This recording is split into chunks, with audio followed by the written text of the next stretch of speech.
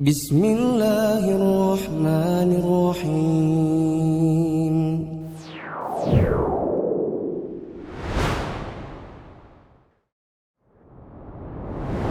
Bismillahirrahmanirrahim. Assalamualaikum warahmatullahi wabarakatuh.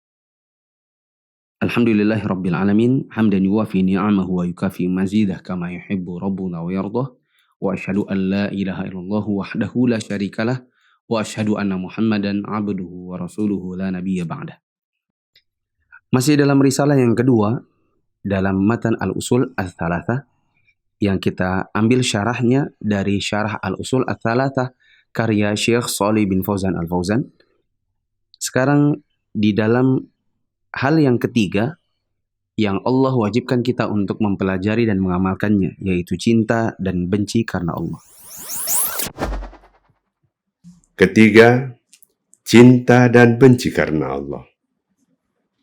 Ats-tsalitsatu anna man ata'a ar-rasula wa wahhada Allah la yajuzu lahu muwalatu man haddallaha wa rasulahu walau kana aqraba qarib.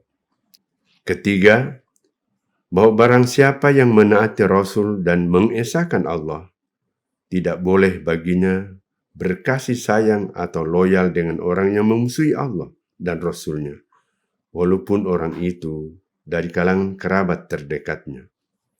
Wa dalilu qauluhu ta'ala, dalilnya adalah firman Allah Ta'ala, لا تجد قوما يؤمنون بالله واليوم الآخر يوادون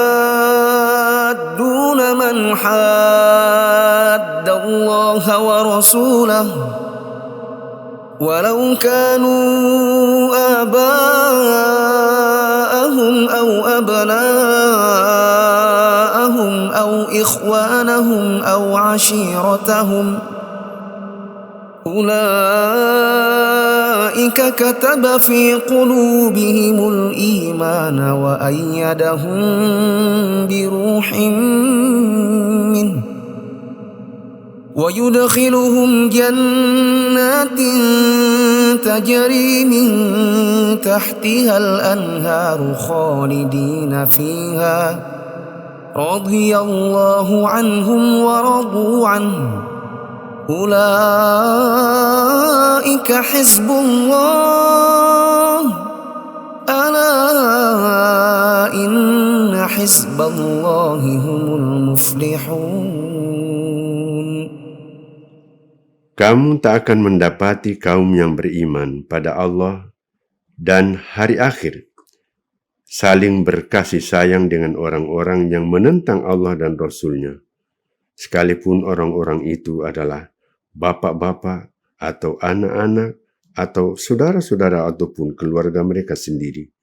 Mereka itulah orang-orang yang Allah tanamkan keimanan dalam hati mereka dan menguatkan mereka dengan pertolongan yang datang darinya. Dan Allah memasukkan mereka ke dalam surga yang mengalir di bawahnya sungai-sungai. Mereka kekal di dalamnya. Allah ridho terhadap mereka, dan mereka pun merasa puas terhadap limpahan rahmat-Nya. Mereka itulah golongan Allah. Ketahuilah, sesungguhnya golongan Allah itu adalah golongan yang beruntung.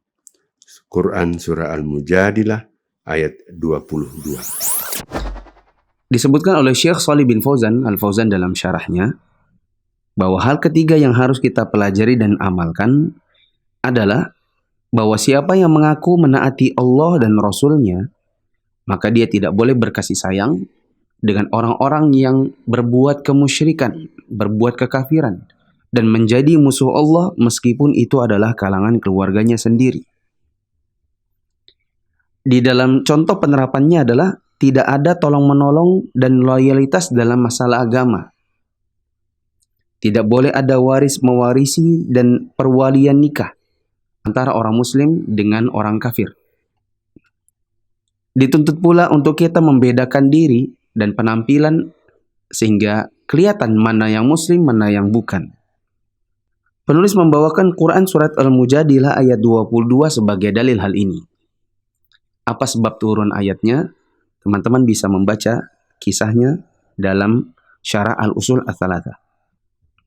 Di antara ganjaran yang Allah berikan kepada orang yang menjauhi loyalitas dan kecintaan kepada orang kafir adalah, pertama, Allah akan kokohkan iman dalam hati mereka. Allah berikan kekuatan kepada mereka di dunia. Allah masukkan mereka dalam surga yang mengalir sungai-sungai di bawahnya dan mereka kekal di dalamnya. Allah ridhoi mereka. Allah masukkan mereka ke dalam golongannya. Semua ganjaran ini Allah sebutkan dalam surat Al-Mujadilah ayat 22 tadi.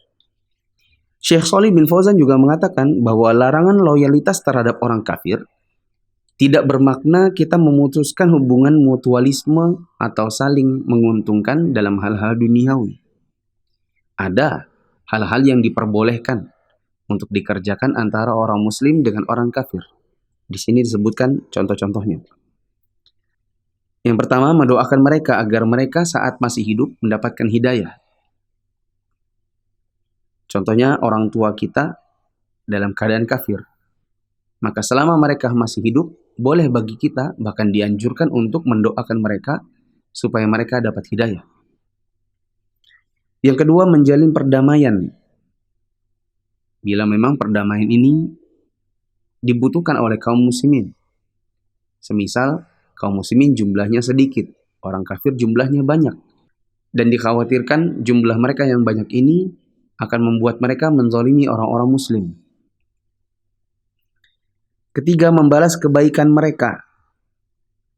Ya, seperti tetangga kita memberikan makanan.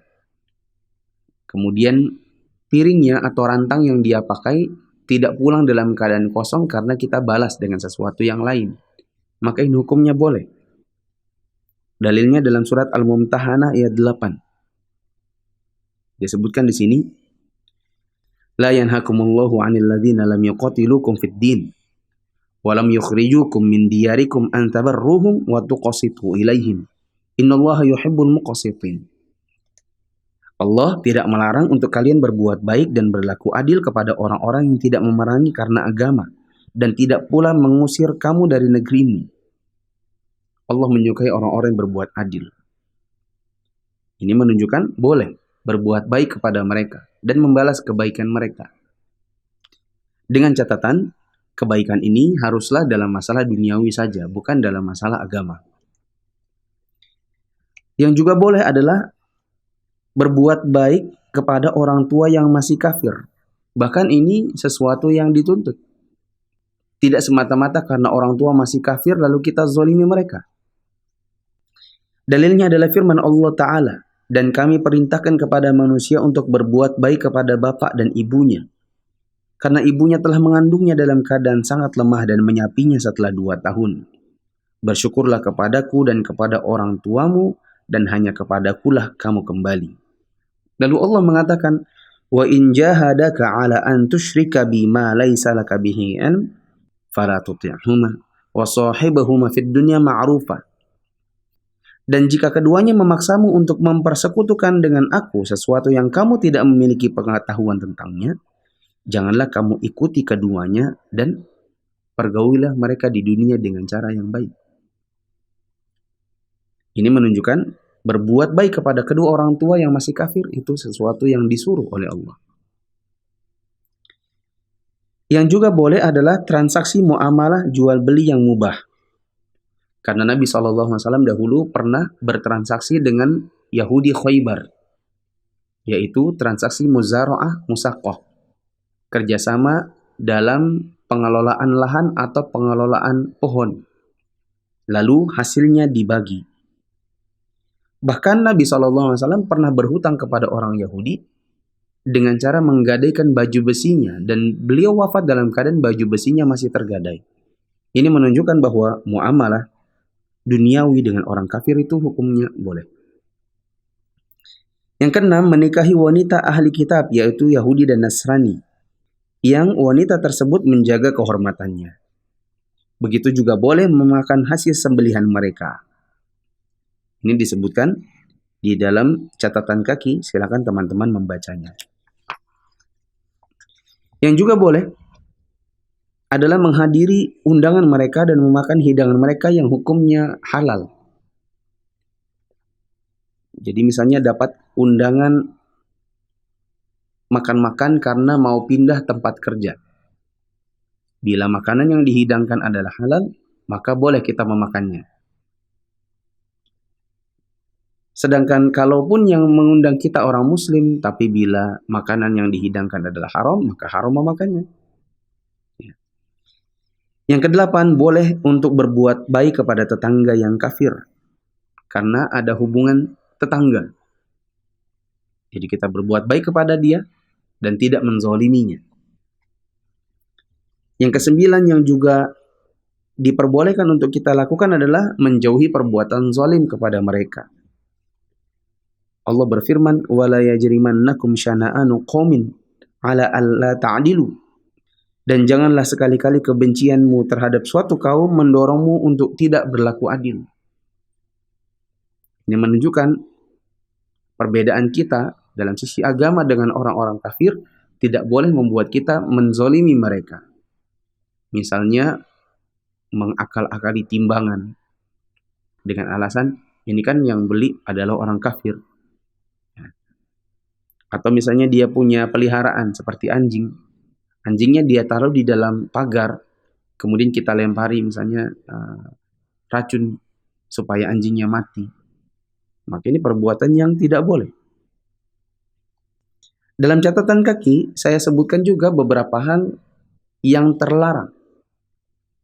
Jadi kalau tadi ada 9 hal yang boleh, sekarang adalah hal-hal yang dilarang untuk kita lakukan sebagai seorang muslim kepada orang lain dari kalangan orang kafir. Pertama adalah membantu dan menghadiri serta ikut merayakan hari raya mereka. Seperti ikut-ikutan acara Natal.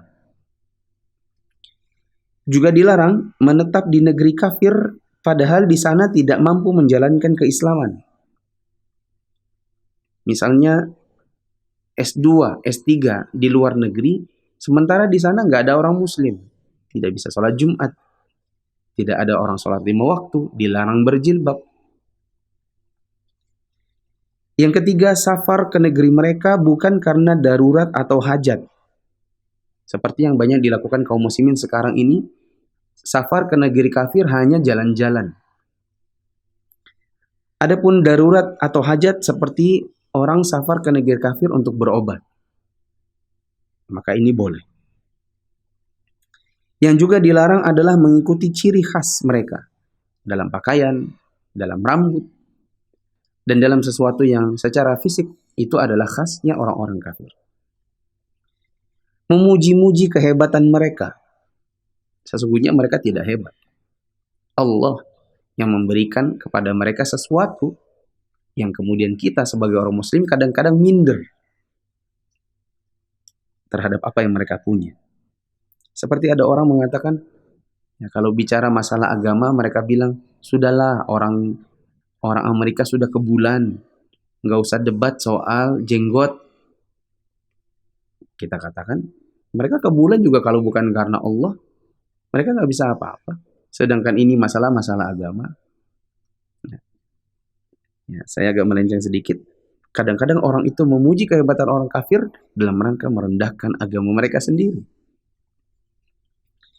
Yang juga terlarang adalah membantu mereka dalam menghadapi kaum muslimin. Orang muslim dizolimi, malah kita bantuin orang kafir menzolimi orang muslim. Menjadikan mereka sebagai pemimpin atau pelaksana pekerjaan penting. Menjadikan mereka teman setia yang mengetahui rahasia. Sampai curhat masalah rumah tangga pun kepada orang kafir. Memohonkan ampun untuk yang sudah wafat. Ini terlarang. Meskipun yang wafat ini adalah ibu dan bapak sendiri. Bila mereka adalah orang kafir, maka dilarang bagi kita untuk mendoakan mereka setelah mereka wafat dengan doa agar diampuni dosanya. Balik lagi, yang boleh adalah mendoakan mereka waktu mereka masih hidup, supaya mereka dapat hidayah. Setelah mereka wafat, tidak boleh didoakan. Misalnya dengan doa, ya Allah, ampunilah dosa-dosa mereka. Ini terlarang. Yang juga terlarang adalah basa-basi dan bercanda yang justru isinya adalah merugikan Islam. Ya. Misalnya bercanda tentang Nabi, melayani orang kafir yang ngejek-ngejek. Hanya karena teman, lalu kita ikut-ikutin isian canda mereka, yang justru merugikan agama kita sendiri. Yang juga dilarang adalah menjenguk atau melayat bila tidak ada harapan bagi mereka untuk masuk ke dalam Islam. Adapun yang dilakukan Nabi, menjenguk dikarenakan ada harapan pemuda yang dijenguk ketika sakit itu akan masuk ke dalam Islam, dan itu terjadi. Yang juga kita dilarang adalah memulai salam duluan. Yang boleh itu menjawab salam dengan jawaban wa'alaikum misalnya. Adapun duluan mengatakan assalamualaikum, maka ini haram.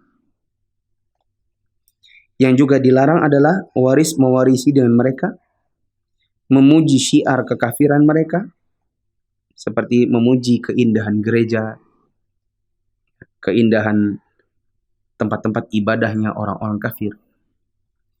Memfasilitasi dakwah kekafiran dan kemusyrikan, seperti membantu pembangunan tempat-tempat ibadahnya, memperindahnya, memasangkan AC-nya, melayani permintaan atau pesanan kursinya, mejanya. Maka ini hukumnya haram. Yang terakhir, yang kita juga dilarang adalah membiarkan mereka masuk ke dalam Masjidil Haram. Dan dalil-dalil tentang hal ini bisa teman-teman dapatkan di buku-buku akidah dalam bab cinta dan benci karena Allah. Wallahu a'lam bishawab. Insyaallah kita akan lanjutkan pada video yang akan datang. Wassallallahu ala nabiyina Muhammadin wa ala alihi wa ashabihi ajma'in.